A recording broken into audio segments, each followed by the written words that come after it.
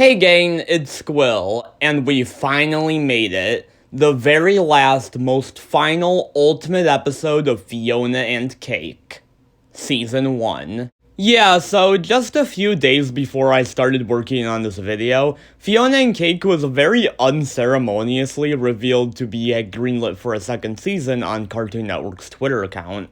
I have pretty mixed thoughts on this renewal. While I'm definitely happy to be getting more Adventure Time either way, I wish we got a new spin-off focused on different characters instead of just Fiona and Cake again. There's definitely some loose threads that can be picked up on, but it feels like Fiona, Cake, and Simon's arc are all pretty satisfyingly wrapped up.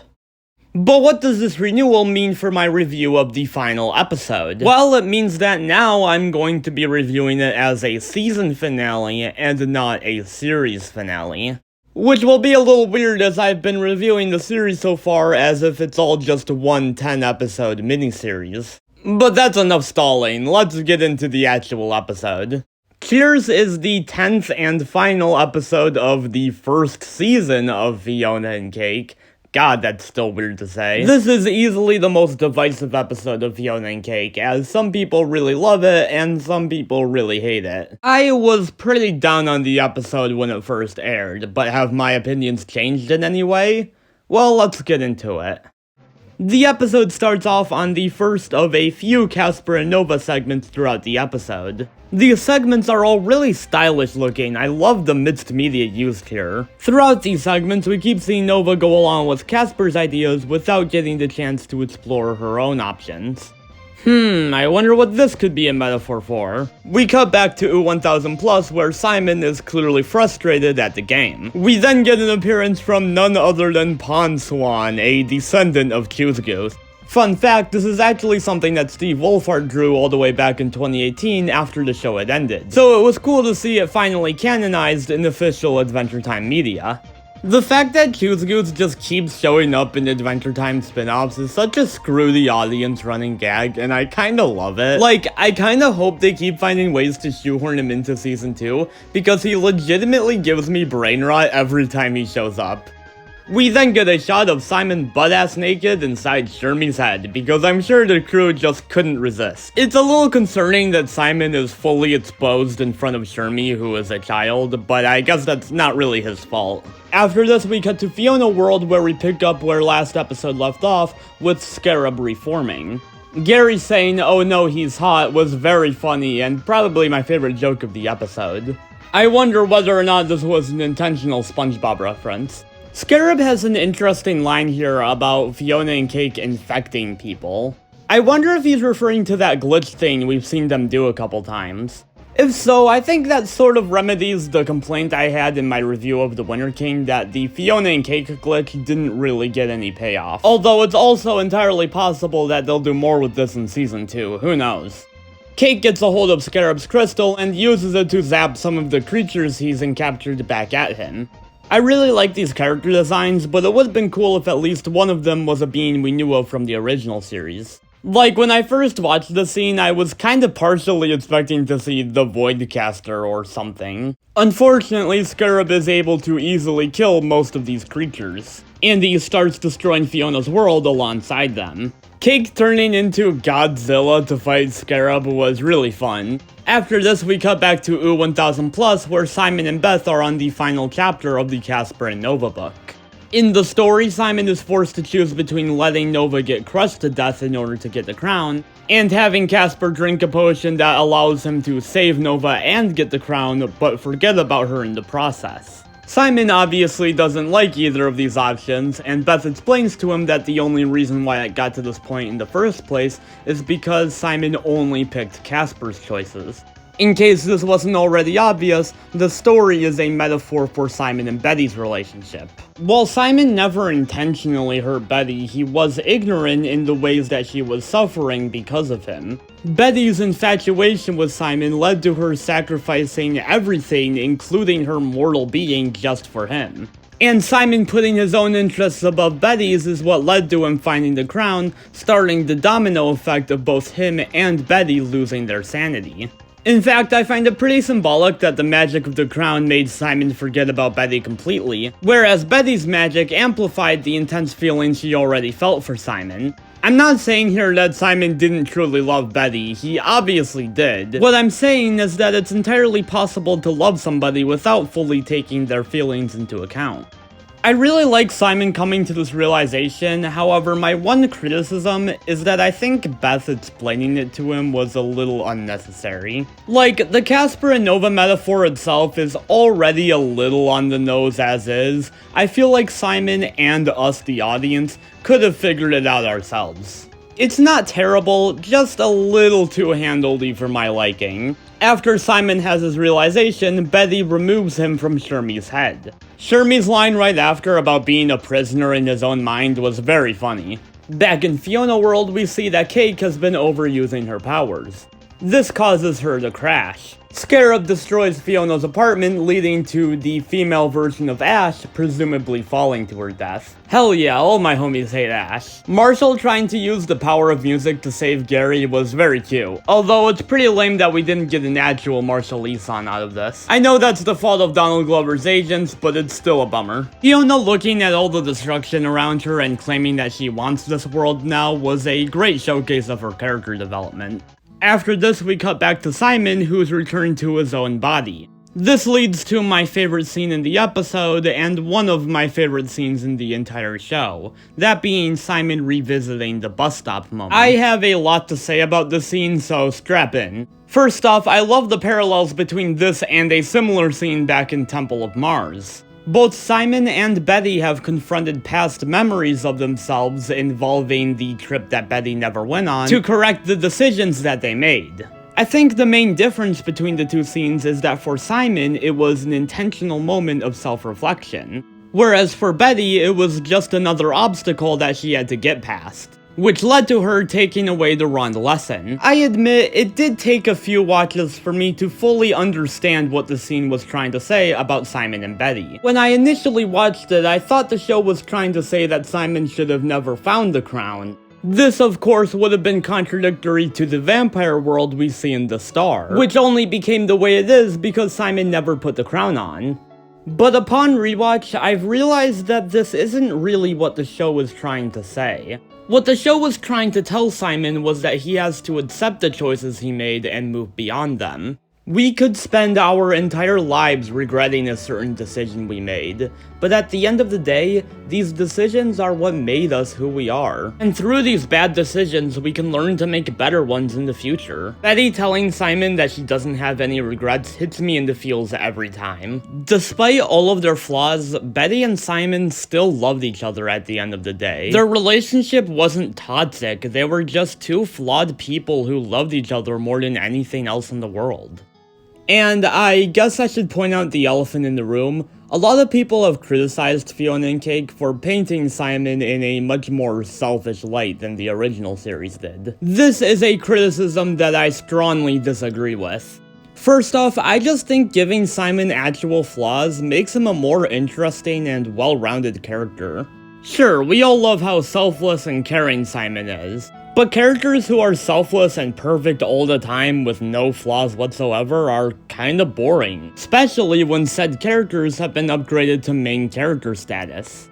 And it's not like these issues in Simon and Betty's relationship just came out of nowhere. Throughout all of her appearances in the original series, we saw Betty sacrifice her well-being just at the chance to get Simon back. And sure, Simon didn't notice that Betty was doing all of this, but he should have. He should have paid more attention to all of the ways in which Betty was suffering just for him. But the point in Betty teaching Simon all of this wasn't just so the show can crap on him, it was to remind Simon not to make the same mistakes she made. To not throw his life away for the sake of other people. To show him that he, as an individual, has value.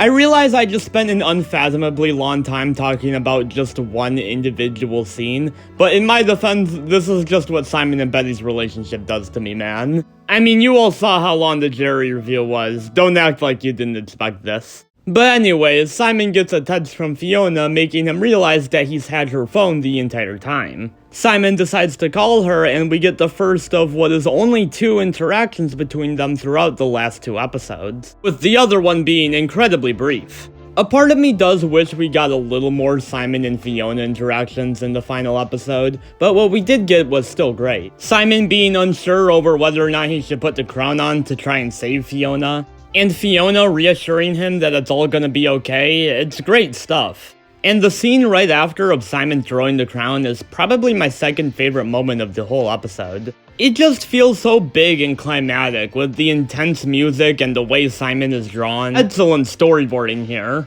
And it's so damn cathartic to see Simon finally just give in and unleash his anger. Simon's rant is cut short, however, when he coughs up the physical representation of Fiona's world.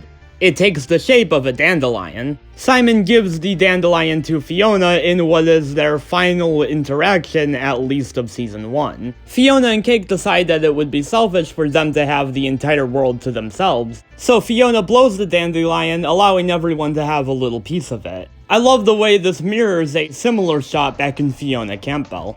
Similar to Fiona blowing the dandelion, we get a shot of Golbetti blowing away Simon. It's wild that Simon probably thought that Golbetti was about to consume him, and just completely accepted this as his fate. Simon stepping into a bunch of different alternate universes to try to find Ooh was a very fun scene. Personally, I want to know what's going on with this Jake universe. I wonder if it has anything to do with Everything's Jake. We also get casual confirmation that Water Park Prank is canon within the Adventure Time multiverse, so that's awesome. Meanwhile, we cut to the time room where Prismo breaks free from the cube. The timing here is a little too convenient for my liking, like he just so happened to break free at this exact moment, but I know that's pretty nitpicky. He looks on the monitor and sees that through Fiona's wish, her world is now a part of the multiverse. And because Fiona's world is now canon, Scarab can't erase it. Scarab gets a call from his boss calling it all off, however he is a sore loser and continues destroying Fiona's world anyways. And this is where the episode kinda loses me, to be honest. Personally, I would have preferred if the last few minutes of the episode gave us a longer epilogue than one more big, crazy final boss battle. And as I've said before, Scarab himself doesn't make for a particularly intimidating villain, so him being the big final boss here just doesn't really do much for me. Loved Fiona doing the Finn scream though, that was great. Amidst all the commotion, we get an absolutely beautiful shot of Simon and Ooh surrounded by a bunch of flowers. I've heard a lot of people say they think this butterfly is a reincarnation of Betty. However, I have to point out that this likely isn't the case, as the same butterfly was seen back in Cake the Cat. Although that one did appear to be bigger than the one in this episode, so maybe they're 2 different butterflies? Not sure. Could have also just been an animation error. I choose to believe that the butterfly is symbolic of Betty, but not literally supposed to be her.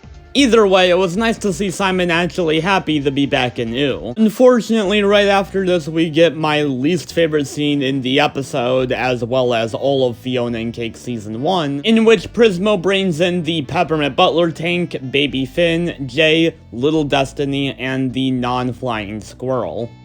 Now, if these characters just showed up for the final battle, I wouldn't really have any issues here. I mean, aside from the squirrel, most of them don't really do anything, but still, it'd be a non-issue. No, my issue is that by the end of the episode, they all decide to stay in Fiona World permanently. And I'm not exaggerating when I say that this is probably one of the dumbest things Adventure Time has ever done, in my opinion. Starting with the squirrel, his inclusion here isn't that big a deal. However, I'm still not crazy about taking a character from Ooh and permanently placing them into a whole other world. Baby Finn being here is pretty annoying, as I and a lot of other people really like the idea of a version of Finn growing up in the vampire world and becoming a vampire hunter. But Jay and Little Destiny being here is easily the worst of the 3. I mean, it's bad enough that Jay had an entire family he left behind with presumably no explanation, but we still don't know whether or not Farm World Finn is dead, so for all we know, Jay just abandoned his orphaned siblings. If there's one thing I hope for in Season 2, it's that they backtrack hard on this decision. Confirm that Farm-World Finn is still alive, address why Jay left his entire family behind, and obviously undo it. They don't have to remove Jay and Little Destiny from Fiona World completely, either move the rest of Jay's family into Fiona World, or have it be so Jay can come and go as he pleases.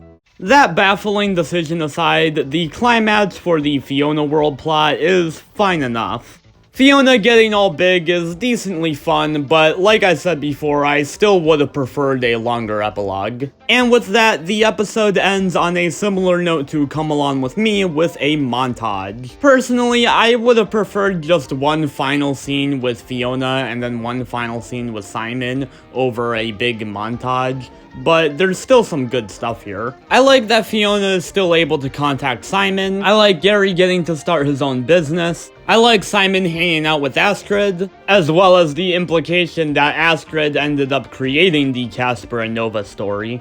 Although a strange omission here was the lack of a scene between Simon and Marceline. It's weird because it felt like the show was setting up the idea that Simon needs to open up to Marceline. I wonder why they didn't do anything with that. Marceline is such a huge part of Simon's story, so excluding her from what very well may be the finale to his arc is kinda baffling. In our final Prismo scene in Season 1, we see that Scarab is now working for him in the Time Room. A lot of people are shipping Prismo and Scarab now because of this scene, and I think that's very funny. We also see here that Prismo has started glitching, so they'll probably do something with that in Season 2. Maybe Prismo starts granting wishes wrong because of his glitch, and Fiona and Cake have to stop that? I don't know.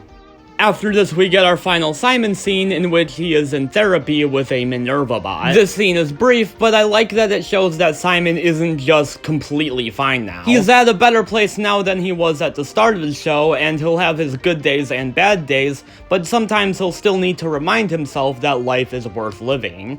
A pretty good place to end his character, if I'm being honest. Not sure how much the show's gonna do with Simon in Season 2, but honestly, I'd be perfectly fine if this was it, if he just didn't appear at all, because I really think this is just the perfect way to end his story. And with that, the series ends on a very pretty shot of Fiona and Hunter planting flowers. Cheers is definitely the Season 1 episode that I have the most mixed thoughts on, but overall I think the good outweighs the bad. Outside of the lack of Marcy, this was basically a perfect conclusion to Simon and Betty's story. Like I said, the bus stop scene is one of my favorites within the entirety of Adventure Time. The Fiona World stuff is very strong as well, at least up until the last 7 minutes where it kinda loses me. The Jay and Little Destiny stuff is still the dumbest thing ever, but I've gone on about that for long enough. Overall, while still not perfect, Cheers has grown on me a lot over these past couple months, and I can safely call it a good season finale. Fiona and Cake Season 1 was a wonderful experience. And that was all 10 episodes of Fiona and Cake Season 1 reviewed. I still have one video on Season 1 left, however, and that is a ranking of all 10 episodes. So stay tuned for that. And with that, Squill out.